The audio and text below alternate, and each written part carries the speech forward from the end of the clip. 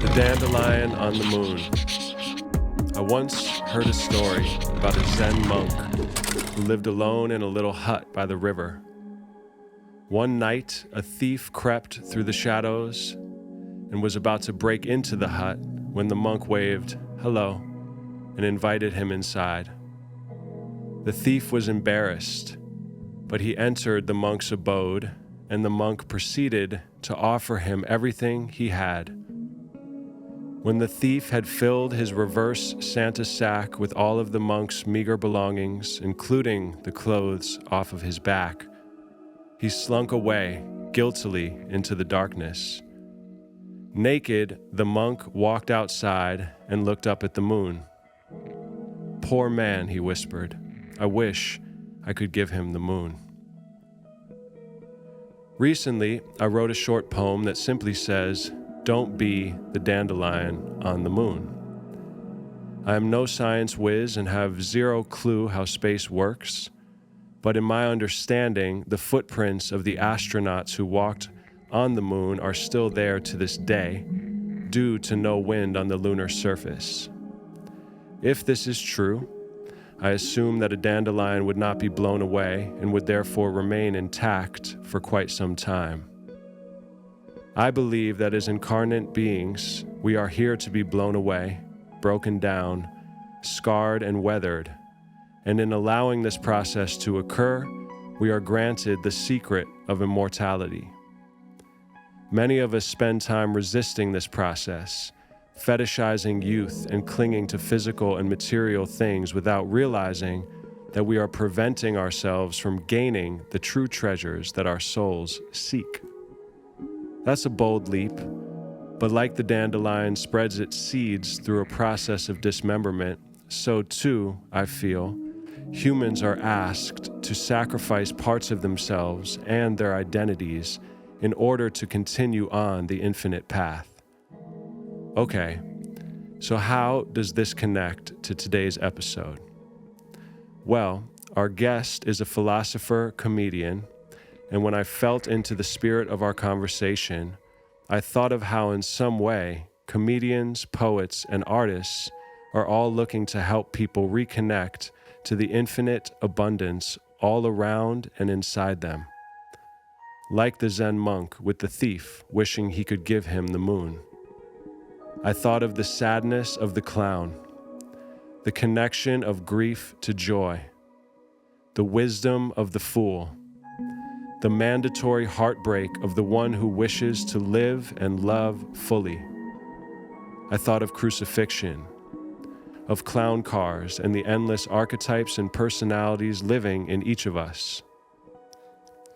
And for some reason, the dandelion on the moon seemed to poetically represent this swirl of feelings and ideas. So, before we hear this episode's theme song and talk to our special guest, I will leave us with a quote from one of my favorite books, The Tao of Pooh. Curious, why do birds fly south for the winter? Science, instinct. It means we don't know. The important thing is we don't really need to know. We don't need to imitate nearsighted science, which peers at the world through an electron microscope, looking for answers it will never find and coming up with more questions instead. We don't need to play abstract philosopher, asking unnecessary questions and coming up with meaningless answers. What we need to do is recognize inner nature and work with things as they are. When we don't, we get in trouble. Rodney, welcome to the Pink Hearse podcast. It's a pleasure, my friend. Thank you. Our guest today is Rodney Norman, comedian, philosopher, joy sparker, friend. I love joy sparker. Oh, thanks. Yeah. First question, are you a fan of heffalumps? And if so, what do they represent to you? I haven't thought of heffalumps in a long time. Sure, I love heffalumps. Why would you not enjoy heffalumps? Because they're everywhere and nowhere. They're always where you exactly need them to be. That's beautiful. Thank you. A. Milne, I feel, is just such a trip. I've been reading his, original Winnie the Pooh books to my son, and I'm blown away by the simplicity of his philosophy and the wisdom and the joy. And anyone who can take those kind of grokking and, big, huge existential ideas and put them into that form is just unreal. Yeah, I had just learned something that he was in the trenches, I believe, of World War One, Wow. and that's where he got the inspiration from, is seeing, because most of the people fighting those wars, as in any war, are usually teenage boys, young men, and and just the experiences, just seeing what the ravages of war do to all of these young people. Um, a lot of the characters are inspired by the trauma, the what happened to the people and the traumas that manifested in their personalities after that. And that's where he drew the inspiration for a lot of the characters, and showing them basically healing from all of that trauma. Wow. Reminds me of J.R.R. Tolkien, I believe, also was in the war when he came up with Lord of the Rings. Yes. And was one of the few from like his town or area who returned, because it was a small amount that came from that, population, and most of them died. And similarly, I guess he wanted to translate and, the pain, the joys, whatever he learned to bring to, I think, to his kids. Crazy. Okay. So when we briefly spoke before today, you mentioned, these are my words, but something along the lines of that you are interested in finding ways to bring people the courage and joy to find resilience in the face of disappointment, depression, failure, etc. Yes. So that made me think of how apparently when someone would come to Carl Jung with great news, he would shrug and pour them a cup of tea. But when someone came to him with devastating news, he would perk up and go and open his best bottle of wine. The idea that when pain visits us, it may mean that soul gold is nearby. What is your experience with the relationship between grief and joy and that kind of dance? My favorite thing to talk about in this respect is being a comedian. When you have a show that goes really well, and the audience loves everything you said, and every joke is perfect, it's a glorious moment, and it's exciting, and you walk off stage just feeling like just a sense of euphoria and just happiness and joy. It's like, yes.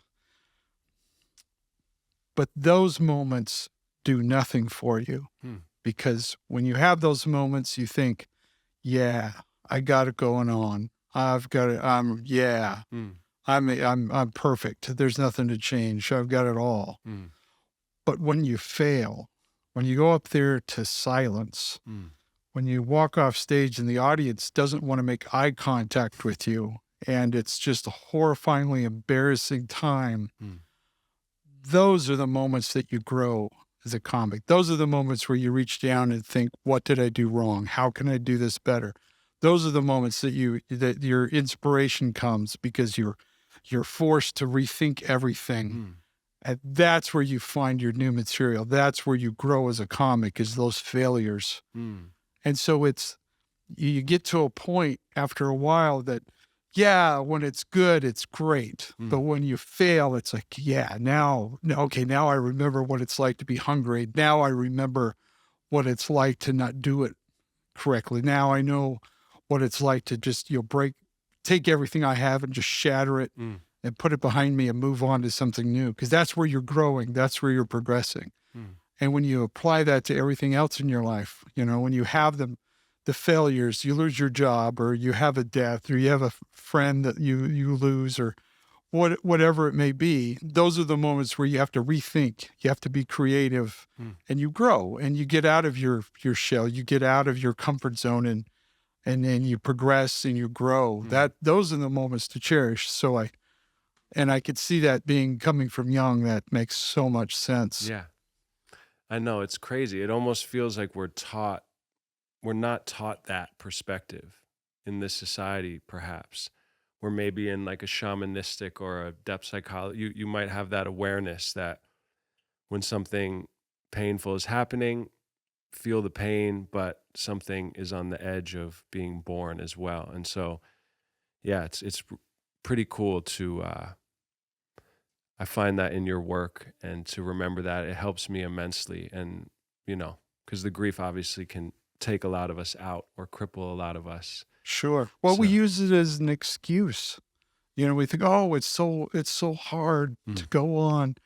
And we just sort of take it on as our cloak of, oh, yeah, look, woe is me. I can't move Identity. on because of all these terrible things that have happened. And it's really, it's such a disservice. It's such you're compounding your loss. It's like you've experienced this loss, and now you're just adding to it. You got to make it even worse. Yeah. You know, you want It's a to tantrum. feel even worse. Yeah, Yeah, it's it like a really is. It's a temper tantrum of sorts. It really is. It's very childish when it is. comes down to it. It is. Very Eeyore. Yes, woe is me. I wrote a poem recently about how I think, though, Eeyore is kind of a hero, though, in a weird way, and that, you know, in spiritual communities or things, people talk about transcending the little self and the big self. And I was like, you know what? Shout out to the little self, though, and the Eeyores who's like marching through, because even though they may be engaged in a pattern of child immaturity, it's still real to them in some way, and good on them for like wearing that side. Again, hopefully we shed as much resistance as possible. But anyway, I like flipping things. So, you know, giving Eeyore his trophy. Well, it's good to feel the feels that you need to feel. Yeah. You know, just experience them, but don't let them 100%. take over. 100%. I read a beautiful blog post you wrote entitled, "You're Nothing Special." I love the idea that everything is sacred or nothing is sacred, and that the extraordinary is extraordinary. Can you expand a bit on this idea and tell us about how you came to be in possession of this wisdom? Well, you know, I was, I'd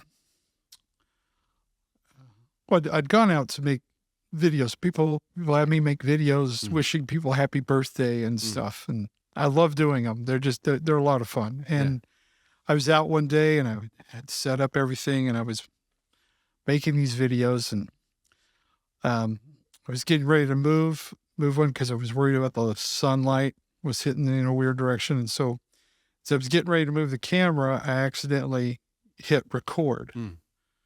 And I thought, well, the camera's already rolling. I might as well say something, you know. So I just started blabbering. And it was during, you know, early on with the whole pandemic thing. And everybody was at home and everybody was fighting and arguing and everything. And it just struck me. It's like, look, all these terrible things that you're going, all this that's happening to you, everybody's going through. Everybody has difficulties. Everybody has hardships. You're nothing special. You're not being singled out by the God. You're not being singled out by the universe. Your life isn't miserable because you're a miserable person. Your life is miserable because everybody's life is miserable. You know? Yeah. And it was one of those videos that I did it, and then I stopped, and I thought that was one of the dumbest things I've ever recorded. And as I've come to learn, when I get that feeling, I know I have to put that video out. And similarly to what we were talking about before, of good, you know, audience clapping you never know. When it feels bad, it might be gold. And yes, exactly. Yeah. And so I started sharing it, and I never really even, when I made the video, I really wasn't focused on "You're Nothing Special." To me, the message that I felt like I was trying to push out was that, you know, just take everything that's going on and just know that it's not all that bad. We make things worse than they are. Take a moment, eat a cookie, listen to somebody playing an accordion, you know, go enjoy some art, basically. Go look at something that you wouldn't normally look at, listen to some music you wouldn't normally listen to, and just allow yourself to enjoy a moment and move on. But when I released the video, people started commenting about the You're Nothing Special. And most people who actually watched the video, they understood the context and they understood the message that, yeah, you know, bad things don't happen to me because I'm a bad person. They just happen to everybody. That's the point. And some people got upset and it's like, how dare you tell people they're nothing special? We're all special. It's like, okay, if we're all special, then none of us are special. Yeah. I mean, yeah, you know. Saying you're not special is saying we're all special. That's the way I take it. It's the same idea Yeah. of like leveling the playing field. It's like, you know, take some pressure off yourself. Yeah. The entire existence of all there is not dependent on you. Exactly. And you making the right choice all the time. It's For sure. You know. Beautiful. And so as time has gone on, it's become sort of an anthem, I guess, for a lot of people. Yeah. And it really is. It's meant to be in a spirit of love and acceptance. It's just, hey, look, don't take life or yourself so seriously. Or we're here to experience and just enjoy life. I mean, and I like to explain this. Yeah. Is that whether you believe that we come from God, which I do. I believe God created all of this for us to come and experience, so that we can know who we are and get to have this joy, and the meaning of life becomes whatever we decide it is. But I mean, it's a beautiful gift. And even if you don't believe in God, if you think we're just a big bunch of accidents that happened and all of a sudden here we are, either way, this is pretty amazing that we have this opportunity. So why sit around and sulk about it and get upset about everything not being perfect? Why not just enjoy what you get, what you have, what your experience is, and enjoy the fact that it's not the same as everyone else's. Enjoy the fact that it's so unique and so amazing. And when you do that, you know, like the monk, just appreciate for what it is. Appreciate all of this, what you have, what you don't have, everything. Yeah. And I've spent a long time just coming out of it now being the suffering man, you know. So I think that might serve its purpose too at some point, like the intensity of being in fire, hopefully to crack that joy shell, you know, as well. But I 100% agree. There's a line in Tom Robbins, actually, he says something about lighten up, written in dust and jitterbug perfume, but that line that I read, I don't know who said it, but angels fly because they take themselves so lightly. It's that idea, you know, or the laughter of the immortals, which Hesse, I love Hermann Hesse, talks about the laughter of the immortals and the people who go high up into the ethers. It seems that they hear some kind of, some immortal giggles out there, you know, that the spirit behind all of this is humorous. So right in line with that. Thank you. When my dad watched one of your videos, it reminded him in some way of Will Rogers, whose healing humor would poke fun at all sides. Do you relate to that? Oh, yes. I love Will Rogers. He was a huge inspiration. Still love reading because he was so timeless in his observations. Because, there's a lot of fun to be poked at everything, both sides, you know, wherever. We all kind of get entrapped in our own, you know, little cocoon, and he was brilliant at being able to poke fun of all of it. He had the ability to, and which I always try to aspire to, is being able to tell someone the truth without them getting mad at you. You know, to basically ridicule you and mock you for everything stupid you're doing, and you love and appreciate him for it. And that was the brilliance of Will Rogers. Wow. I've never been exposed to his writing, so I'll look for recommendations from you and you. I'd love to check him out. Him and Mark Twain, very much of the same ilk. See, he mentioned, he was like, and Mark Twain, but I don't know if you want to. Yeah, that's funny. Absolutely. Cool. Wow. Good going. Good call, Dad. Yeah, exactly. Another one from my dad, actually. He says, the comedian Red Skelton said, a comedian telling a joke is a lonely man rattling the bars of his cage. Do you relate to that? Oh, absolutely. Absolutely. Because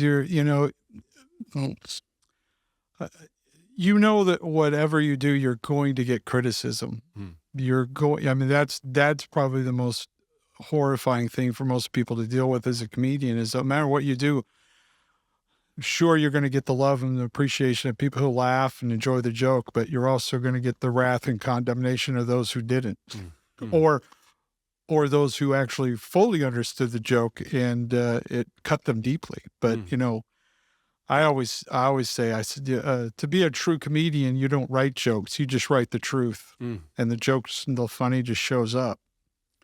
So yeah, I can relate to what Skelton, and it's interesting because Red Skelton, you know, if you you look at his work, you wouldn't think, oh, how could he possibly be controversial? But that's the true work of a master comedian is being able to point out the various weirdness and difficulties of life without, you know, stirring people too much, I guess. You know, that was certainly the brilliance of Red Skelton, was to be able to make fun of the loneliness of life and, you know, making fun of the human experience through what seems to be just silly characters. But in really, he was really talking about about ourselves and the conversations that we have with ourselves. Beautiful. There's a story that I don't know if I'm going to tell it on this episode, but that my dad told me about seeing Richard Pryor one time that I'd love to tell you. That very electrifying, intense moment. Uh-huh. I don't know why I mentioned it since I'm not going to tell it right now, but well, he was such a brilliant person, because as I tell people, you know, when you get into comedy or any time you do public speaking, the thing they always tell you is relate to your audience. That's nonsense. You're never going to be able to relate to a room of 300 people. That's ridiculous. But what you can do, and the magic that you create, is when you get those 300 people to relate to you. And Richard Pryor was absolutely one of the best at accomplishing that. Because, you know, I don't know what it was like to grow up as a black man in the 60s and 70s. But man, I love every word that he said. He brings you into his world and he shows you around. You know, he probably did more for equality than any politician ever even dreamed of, because he brought you into his world and he showed you what it was like to be him, through his experience. And that enriched you. And that's a master comedian, when you can do that to an audience. I guess I will tell the story because we're in times of such divisiveness and canceling people and all that kind of craziness. So I wrote a poem about that whole idea because I posted something. I begrudgingly joined TikTok, posted this animation that my good friend Matthew Watkins did, and he'll probably make something special for ours. I have a lovely crew of magicians, and it's the first thing that kind of started getting views. Like it had like 12,000 views. I was like, whoa, this is great. And then it says community guideline violation, nudity. There's no nudity in it. So I wrote a poem called Community Guideline Violation, and it talks about how it depends when you were born, during the hardening or the pouring. If you were born when they were pouring the cement, even like Moses's index could create, you know, squiggle echoes into the eons. But now you're lucky if your graffiti will last a week. But on that note of the kind of straitjacket of these times and seeing Chappelle and all these different things happening, how to be yourself. That's why I like poetry and music, because I feel like it is somehow a disguise to disarm people, so you're not really saying one thing, and why I try to steer away from opinions or any strong statement in general, because, yeah, the polarity of that. But apparently, Richard Pryor, you were at a benefit for AIDS awareness in the gay community. No. Sure, you do it. Sorry. This is the first. Yeah. This has never happened before, thanks. Oh. Many years ago, there was a ballot initiative in California that would have kept gay people from teaching in public schools, being librarians, so on. Oh, yes. Obviously, all of us on the left thought that was terrible. So there was a benefit concert at the Hollywood Bowl. Bette Midler's manager put it together, and we were all very proud to go. I'm sitting in a box with some famous people down below, and the first half of a 2-act show was all black musicians doing rock and roll. It was fabulous. It was a little too long, but it was fabulous. Then there's the intermission. And then the second act opened with Richard Pryor coming on stage all by himself, no music. And he stalked the stage like a panther. This dead silence. And when he finally speaks, and he's got the entire Hollywood Bowl at his riveted, just as you described him beautifully. He said, his first line was, "I sucked a dick." You could have heard people, what? What'd he say? He said, "Yeah, I was about 8 or 9 years old. I didn't like it, but I guess you all like it." Nobody knew how to react. And then he proceeded to talk about the chief of police in Los Angeles at the time. And said, "I guess he's going to, beat you all when you get to your cars in the parking lot tonight." And he said, "But when Watts burned, I didn't see any of you cocksuckers down there." It's like, whoa, what'd he say? And then he proceeded to just rip the living shit out of the audience. And of course, the people in the expensive seats, which you are well aware of, as was Mark Twain and Will Rogers, we didn't know whether they should or go blind. But in the cheap seats, way at the top, because they're not as inhibited, they started to applaud. And the applause slowly came down the Hollywood Bowl until finally the people in the expensive seats were going, "Oh, I guess it's okay to applaud." And Richard Pryor let the applause wash over him, but he didn't want that applause. And he went back and he attacked the audience again. And everybody's stunned. Just exactly what he's describing what it's like to be him. And then the boos started at the very top. And the boos walked in, and finally the people in the box seats are booing. And he let the boos wash over him. And he just stood there and took it. And when the boos finally exhausted themselves, he said, "Thank you. I thought it was kind of important to see where we all are tonight." And he walked off the stage. Aaron Russo, the manager of Bette Midler, after about 5 or 10 minutes, we can imagine the chaos backstage, walked on stage with a mic, and he started to apologize for what Richard Pryor had done, and everybody threw shit at him. That was the most personal power I've ever seen. Yeah. That was incredible. Thank you, Zach. Yeah, no, that was perfect. Thank you for sharing that. Thank you, Dad. Appreciate you. That's one thing as a comedian that as a comic, you think your job is just to make people laugh, which is ultimately the goal, But a true master is one who's willing to get you to experience all the emotions, and that's truly what he was. Yeah, so he was saying, here, you guys all patting yourselves on the back for doing this great thing. Meanwhile, we still got injustice going on right here. Now that's perfect. So, I'm a big fan of gibberish. Recently, I was asked to showcase a bit of my gibberish on an episode which I was and am unable to do. There is a special kind of silliness that only emerges from me when I am alone or with my family and closest friends. Totally relaxed, no performance. Do you relate to that? Is there a silly gibberish side of you that no one or only a few people see? I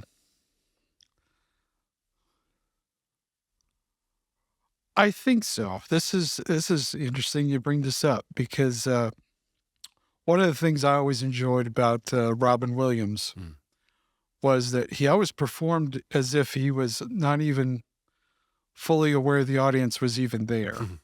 He was off in his own world and he was just allowing you to watch. And that's one thing I've always admired about him and something that I myself have always aspired to.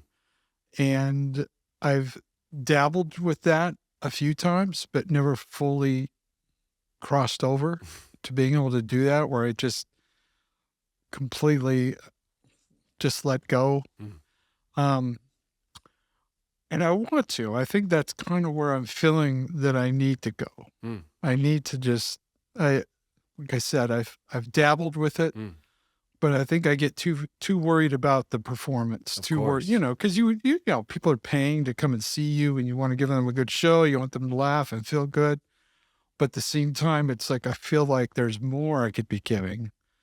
And so I'm like, it's like you hold on to what you already know works, but you know there's something better, and you got to let go of that to get that. And I feel like I'm in that at that moment right now.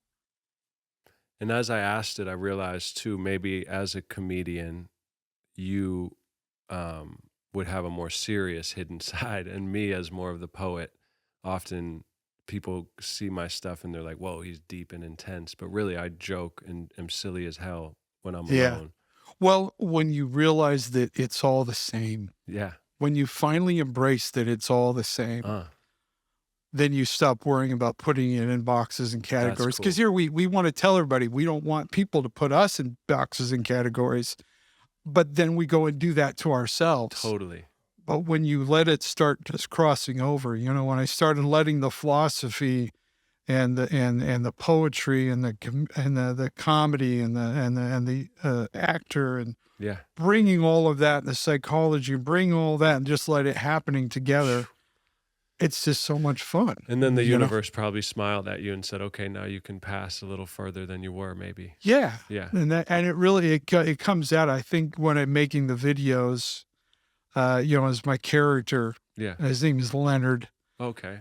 I think that's my moment of silliness that I get to share. For sure. And I'm hoping to be able to finally push myself to do that on stage. Cool. You know? Cool. I look forward to seeing that, hopefully being there. We'll go in the cheap seats, though. We will. So in the theme of today's episode, in what ways do you relate, if at all, to a dandelion and that process I described of being blown away and then maybe seeds pollinate elsewhere? Or Yeah, it was interesting. I just saw, I believe it was an interview with Billie Eilish. Okay. And she was talking about how she knows that when she's gone, that as the years go by, that everything that she's done and accomplished, regardless of how much it is and how much she's done and everything, that it's not going to matter. And it was so perfect, because I was like, she gets it. She gets it, that, because she's one of the biggest stars right now. World, I mean, she's, her, Taylor Swift, they're huge. I mean, they're selling out concerts, stadiums over and over again. I mean, it's just incredible what she's accomplishing. But for her to say that, it's like, look, it's all fleeting. So just enjoy it for what it is while you have it. And don't worry about the future, because it's all going to go away. No matter how accomplished you think you are, it all goes away. Yeah, I always thought it a bit odd when people talk about living, to leave a legacy of some sort. I'm like, well, I don't really care about that as much. So it reminds me of that. But who knows? Maybe there's time travel or dimensions and the Akashic records people talk about. Maybe it does get to stay. So, but I think you have to surrender it as if it wouldn't stay in order to really do it. But in trying to be important and trying to create that perfect thing, that's where you fail. It kills it. Yeah. When you don't worry about that, you just create art for the sake of creating and just 100%. Doing and being and just living and enjoying. I love going to watch karaoke. Okay, yeah. But my favorite people at karaoke, I mean, there's a lot of people who sing beautifully and are just very, very talented. But the ones I love are the ones who can't sing, but do it because they love it. Yeah. And they just get up there and they just sing it with all their heart, and they're horrible. They're ruining every word, and I just love it. I just love the passion of just the pure joy of, I get to be in front of a group of people and sing my heart out. Wow. and they're just doing it with just pure joy. I love that. And Wow. I love that when I see a comedian who just, or just any performance where Yeah. they just do it. They just throw it out there. I don't care what you think. I don't care what you're going to take from this, whatever you want to anyway. And it's all, and what you do and what you think and feel is all, that's all you anyway. But I'm going to do what I feel good about, just have fun and just do it and just embrace it. Oh, it's so that feeling, wonderful. It's like being around certain people, certain chefs, certain barbers in New York, there's like a tingly feeling I'll get around people who are so lost in their work. Those were more masterful, but I get the same with someone who you're describing who might just be almost like the Winnie the Pooh or the joyful, clueless one who's just, so not sarcastic, so unaffected.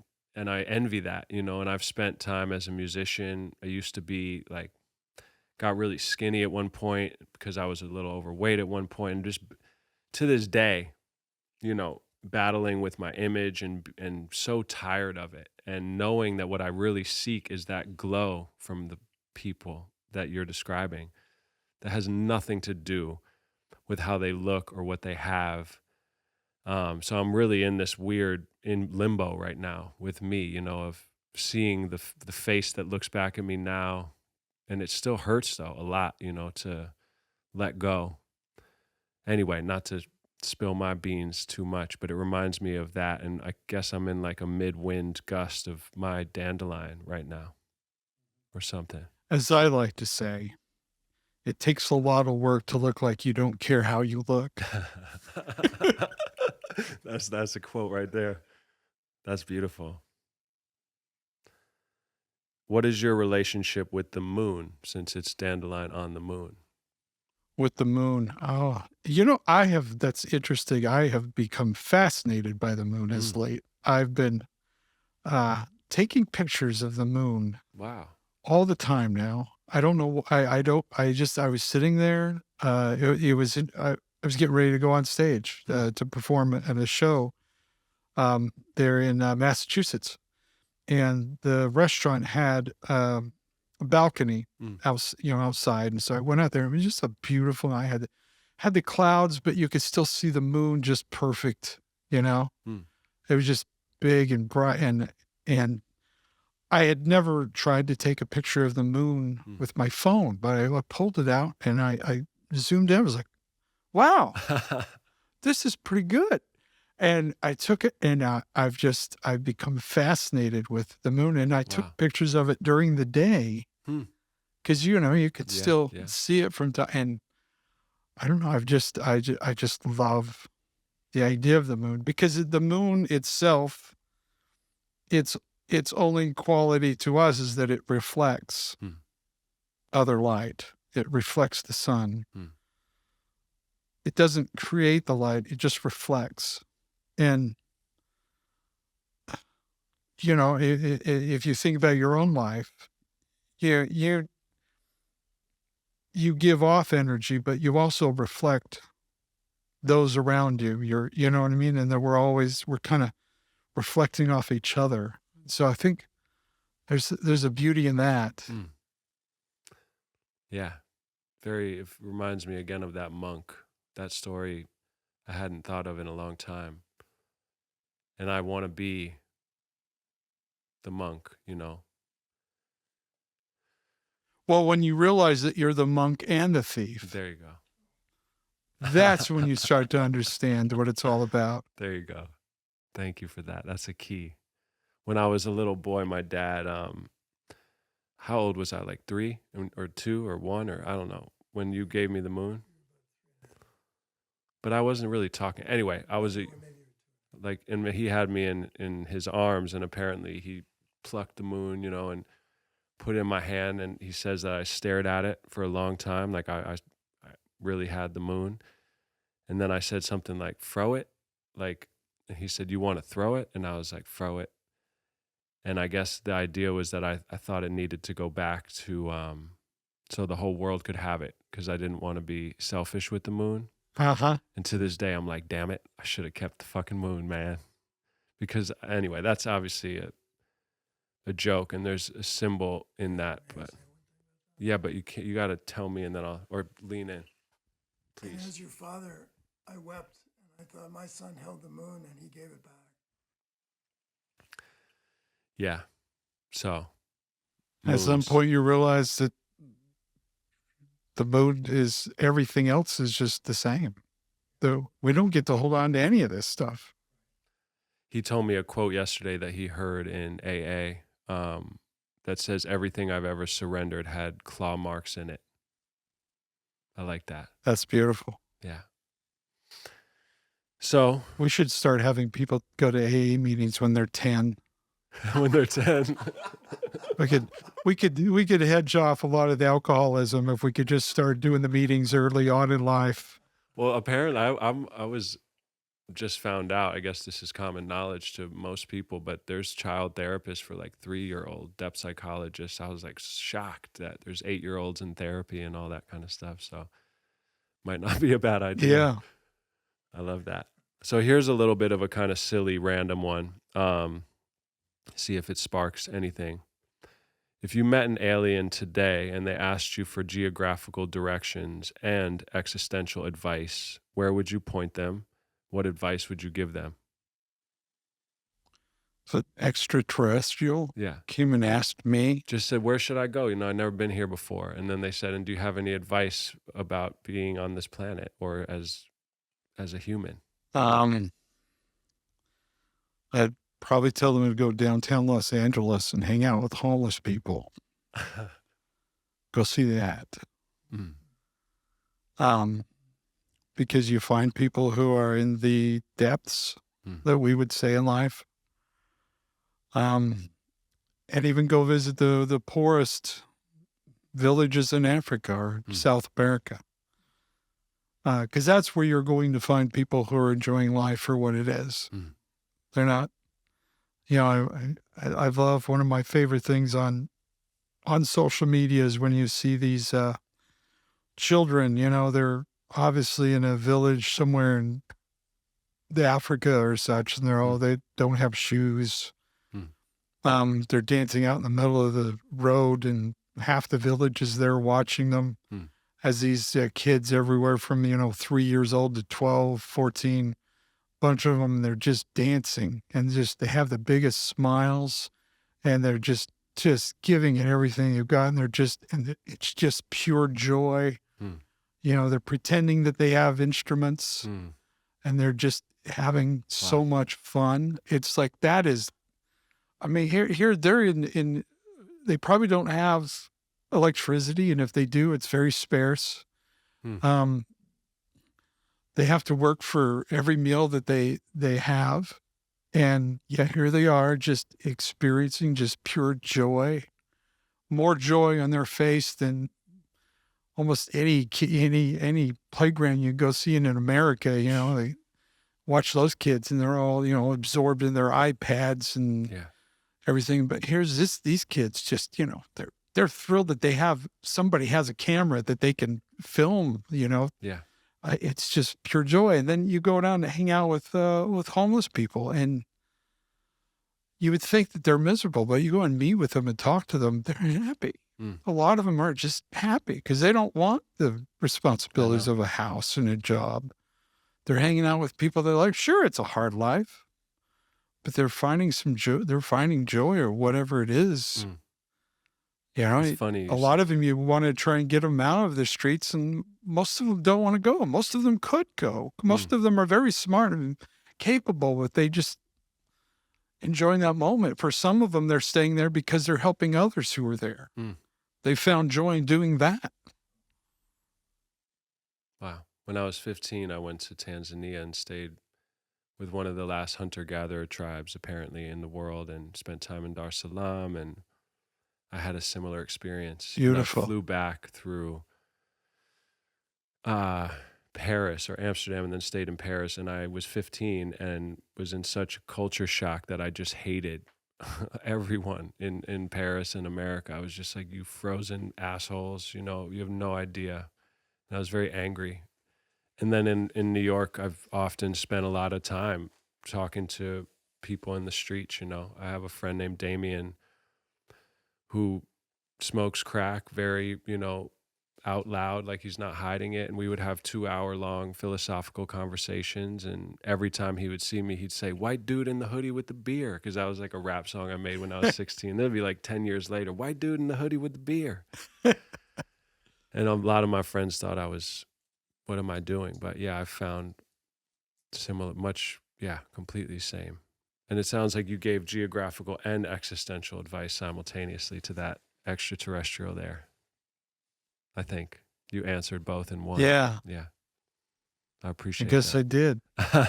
Sometimes I surprise myself. My father says that my tombstone should read one last thing, because I'm always saying one last thing. I'm always reading an extra poem or, What would your tombstone say?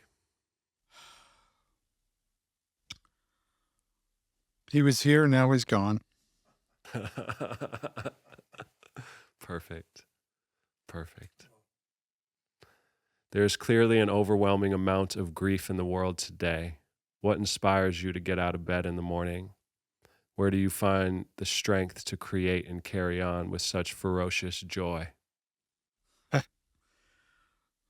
Well, you can either let the bitterness and despair overwhelm you, or you could fight against it. You fight against it with equal force. I know I've been accused many times of being toxic positivity. And I've asked every single one of them, "Can you please define that?" And they can't, because it's some psychobabble that we've created for miserable people to having a pseudoscience expression to someone who's being positive. No, it's such a fleeting thing. Life is just but it's such a beautiful gift in all of its frailties and mistakes and disappointments and all of it together. When you see it, that is all just an amazing thing, and we should just enjoy it, embrace it for what it is. We recently had, somebody stole stuff off of our car. We have those boxes on top. We were carrying some things, and somebody stole it. And I've had things stolen from me before, and you have that feeling of violated. That Sure. How dare they do this to me? And you have those feelings, and it was interesting because I didn't feel that at all this time. I kind of. I felt sad for them. I was like, how desperate in your life do you have to be that for whatever reason, whether it is that they got nothing. There's nothing that they're going to get from stealing from me. They took nothing of any real importance, There's nothing that they're going to gain. Whatever it was that they gave of themselves in that moment, that was more of a loss than anything that they gained. And I seriously just sat there. I was just dumbfounded. And I felt bad for them that they're at that point in their lives that they felt that was something they needed to do, that whether it was something they were gaining financially or somehow that they, a lot of people will steal not because they need the thing, but they feel like they don't have control in their own life. And so they have to go take something from someone else because that gives them importance, or, like, "Oh, look, I got over on you. I took something of yours. Now it's mine." I feel bad for them. I don't want to find them and be revengeful, like, "Oh, I'm going to get you." I kind of want to find them and give them a hug and say, "What's going on in your life that you feel like you needed to do this?" It's pretty weird that now that I'm making that connection, that I wrote the Zen story of the thief and the moon came through and then you met a thief. Yeah. That's pretty funny. And it sounds like you are embodying both, but, finally able to appreciate the moon, which may have allowed you to take that in that way. Yeah. And it's just, all of adversity in life, it's nothing personal. Yeah. Like I That's the said, wisdom right there. you're nothing special. Yeah. Beautiful. So as we wrap up this awesome conversation, thank you. Really, it feels like medicine, joyful medicine. After this, we're going to write a song, which is what we do at this show.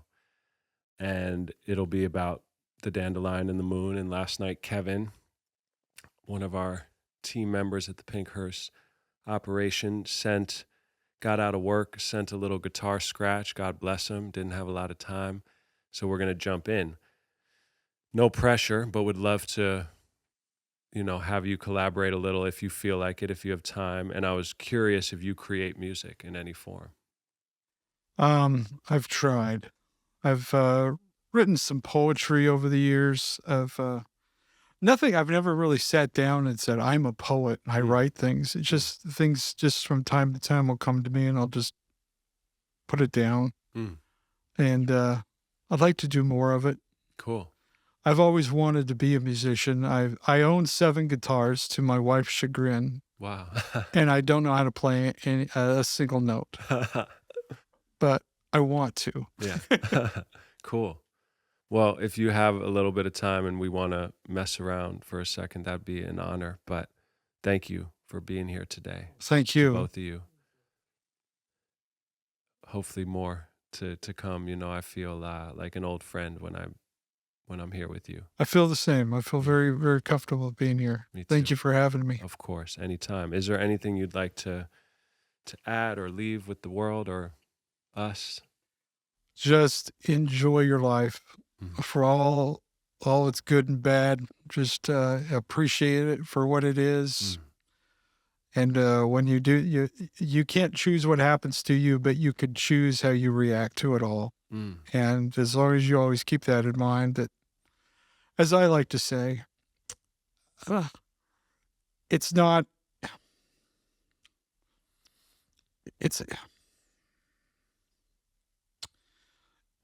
that you are trying or want everything to be perfect or everything to be okay, but it's just knowing that regardless of what happens, you're going to be okay. And when you understand that and you accept that, life is so much more joyous.